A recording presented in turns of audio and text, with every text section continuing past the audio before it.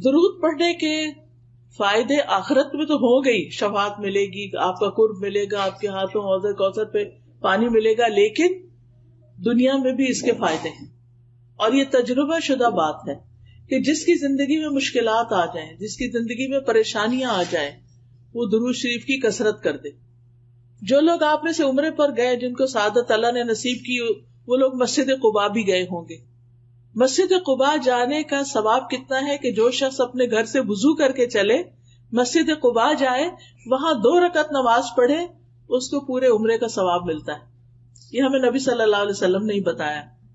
تو مسجد قباء کے ایک امام ہیں شیخ صالح المغامسی.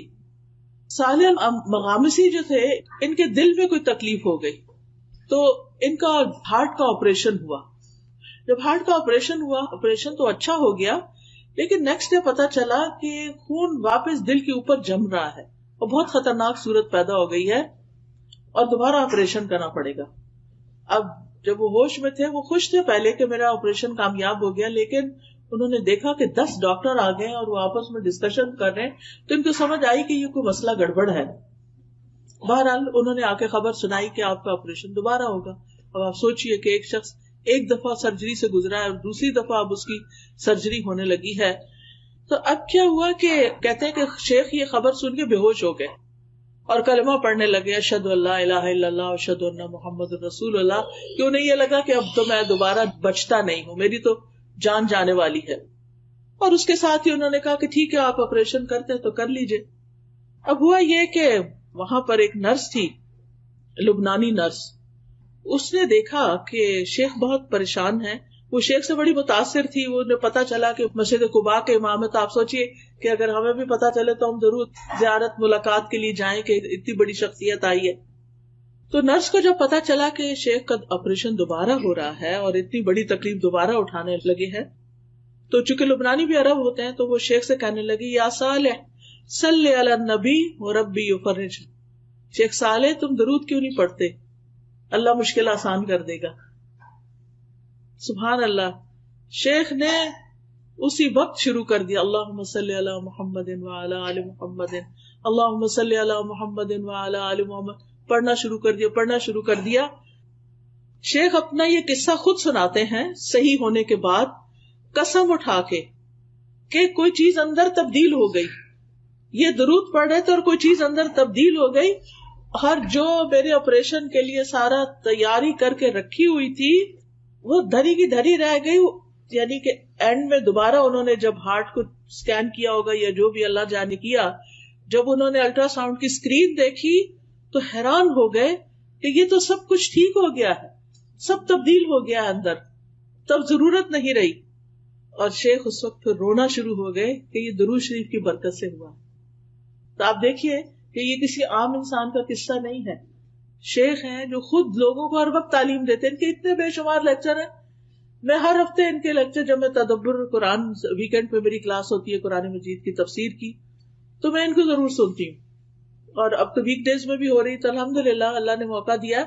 تو ماشاءاللہ یہ اتنی اچھی قرآن کی تفسیر کرتے ہیں، عربی میں ہوتی ہے آبویسلی، اتنی اچھی تفسیر کرتے ہیں کہ بالکل نئے طریقے سے چیزیں سمجھ میں آتی ہیں. اب ایک شخص جو اتنا بڑا عالم ہو، کسی معمولی شخص کو کوئی مسجد قباء کا امام نہیں لگایا جاتا.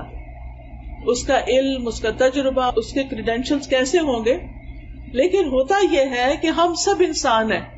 کوئی کتنا بھی نیک ہو، کوئی کسی بھی درجے پہ پہنچا ہوا ہو، کوئی کسی بھی مقام پہ ہو، یاد نہیں رہتا. اور خاص طور پہ جب تکلیف پریشانی آتی ہے تو بھول جاتے ہیں کہ اس وقت ہم درود بھی پڑھ سکتے ہیں. تو اس وقت ہو سکتا ہے کہ ایک بالکل عام شخص جس کے پاس بہت نالج نہ ہو، لیکن اس نے ایک چیز پکڑی ہوئی ہو علم کی اور اس پر عمل کرنے والا ہو سکتا ہے وہ نرس خود بہت پڑھتی ہو. تو جو شخص خود کوئی چیز کرتا ہے، جب وہ کچھ کہتا ہے تو اس کے کہنے کا اثر بھی اور ہوتا ہے، اور پھر دوسرے پہ جو اثر ہوتا ہے اور دوسرا جب وہ کام کرتا ہے اس کو بھی فائدہ ہوتا ہے. کیونکہ نیک عمل کی برکتیں بہت ہوتی.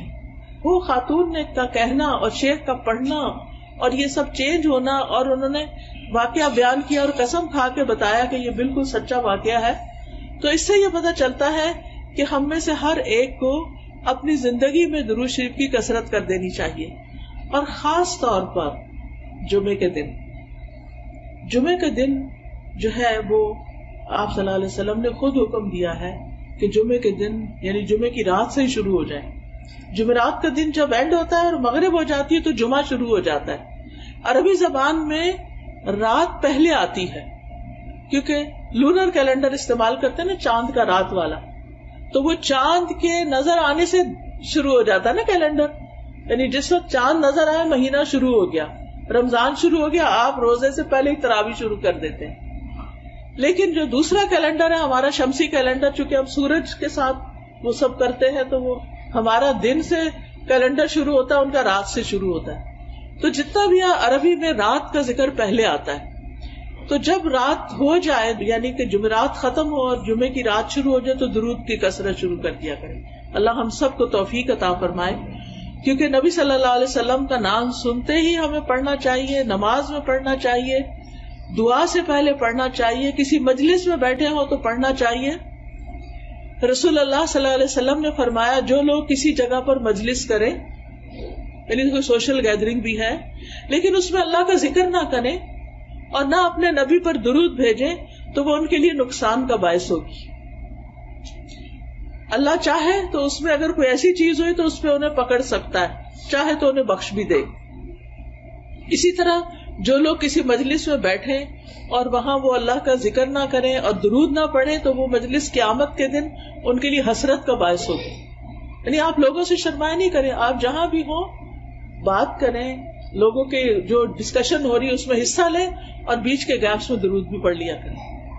اسی طرح اذان کے بعد درود پڑھیں، مسجد میں داخل ہوتے وقت درود پڑھیں، اللہم اغفر لی ذنوبی وافتح لی ابواب رحمتک، اور پھر اللہم صلی علی محمد وعلی آل محمد. پھر صفا مروہ کی سعی کرنے کے نصیب ہو، آپ جس وقت طواف کر رہے ہوں اس میں بھی، اور خاص طور پر جمعے کی رات اور جمعے کے دن نبی صلی اللہ علیہ وسلم نے خاص طور پر اس کی تاکید کی. پھر جب نماز جنازہ ہوتا ہے تو اس کی دوسری تکبیر جب ہوتی ہے اس کے بعد بھی درود پڑھا جاتا ہے. قنوت نازلہ میں پھر نبی صلی اللہ علیہ وسلم کا نام لکھتے وقت صلی اللہ علیہ وسلم لکھنا چاہیے، اور ہر وقت چلتے پھرتے، کھانا پکاتے، اٹھتے بیٹھتے، لیٹتے، رات کو سوتے وقت آپ درود پڑھتے پڑھتے سو جائیں. رحمتیں آ رہی ہیں آپ کی اور آپ نیند کی آغوش میں چلے جائیں. کچھ لوگوں کو انسومنیا ہوتا ہے تو اس کا ایک بڑا اچھا یہ طریقہ ہے کہ آپ درود پڑھنا شروع کر دیں، تسبیح کرنا شروع کر دیں. اور اسی طرح ایک نسخہ کسی نے بتایا تھا کہ سورۃ کہف میں آتا ہے نا کہ جب وہ کہف میں جو لیٹے ہوئے تھے وہ سو گئے تھے، وَتَحْسَبُهُمْ أَيْقَاظًا وَهُمْ رُقُودٌ، یہ اگر آپ پڑھنا شروع کریں تو نیند آ جاتی ہے. یعنی کچھ لوگوں کو نیند نہ آنے کا پرابلم ہوتا ہے نا، ویسے نیند آ رہی ہے جو ہی لیٹیں گے نیند غائب. تو درود شریف لمبے سے لمبا بھی آپ پڑھ سکتے ہیں جس کو درود ابراہیمی کہتے ہیں، اور چھوٹے سے چھوٹا بھی پڑھ سکتے ہیں. صلی اللہ علیہ وسلم، اللہم صلی علی محمد، اللہم صلی علی محمد وعلی آل محمد، اللہم صلی علی محمد النبی الامی وعلی آل محمد. اور آل کا ذکر اس لیے کرتے ہیں کیونکہ آپ کی آل اولاد نے، آپ کی ازواج، آپ کی ذریت، انہوں نے بھی نبی صلی اللہ علیہ وسلم کے ساتھ دین کے لیے بہت سی قربانیاں کی، تو ان کا بھی حق بنتا ہے کہ ان کو بھی ساتھ دعاؤں میں شریک رکھا جائے. اور پھر آپ دیکھیے کہ نبی صلی اللہ علیہ وسلم پر سلام بھی بھیجنا چاہیے، اور یہ ہم خاص طور پر جب التحیات پڑھتے ہیں تو اس میں سلام آتا ہے، السلام علیکہ ایھا النبی ورحمۃ اللہ وبرکاتہ، السلام علینا وعلی عباد اللہ الصالحین. اور جب ہم اللہم صلی وسلم کہتے ہیں نا، سلم، تو یہ سلام ہوتا ہے. تو یہ والا درود جب آپ پڑھتے ہیں نا، اللہم صلی وسلم وبارک علی نبینا محمد، تو یہ بہت جامع سے الفاظ ہیں اور اس میں درود اور سلام سبھی کچھ آ جاتا ہے. فرشتے ہمارا سلام بھی نبی صلی اللہ علیہ وسلم کو پہنچا دیتے ہیں. تو بہرحال کرنے کا کام یہ ہے کہ ہمیں نبی صلی اللہ علیہ وسلم پر کثرت سے درود و سلام پڑھنا چاہیے، خصوصاً جمعے کے دن، اور پھر دعائیں مانگنے سے پہلے، اور پھر غم، دکھ، ڈپریشن، پریشانی، ان چیزوں سے بچنے کے لیے، بچوں کی ہدایت اور اصلاح کے لیے، اور اللہ تعالیٰ کی فوری رحمت حاصل کرنے کے لیے آذان سننے کے بعد. اور پھر یہ ہے کہ جو درود آپ نے خود پڑھا اور ہمیں سکھایا اس کو پریفرنس دیں، اس کو فضیلت دیں. بعض لوگ وہ درود نہیں پڑھتے، اپنے خود سے بنائے ہوئے جو ہیں ان کے پیچھے لگ جاتے ہیں اور ان کی خود ہی فضیلت بنا لیتے ہیں. تو ہم پر کوئی وحی تو نہیں آتی نا کہ ہمیں پتہ چلے کہ کیا زیادہ بہتر ہے. تو وحی کے ذریعے نبی صلی اللہ علیہ وسلم نے ہمیں جو درود بتائے ہیں ان کی پابندی ضروری ہے. اللہ سبحانہ وتعالی ہمیں توفیق عطا فرمائے. سبحانک اللہم و بحمدک، اشہد ان لا الہ الا انت، استغفرک و اتوب الیک. السلام علیکم و رحمۃ اللہ وبرکاتہ.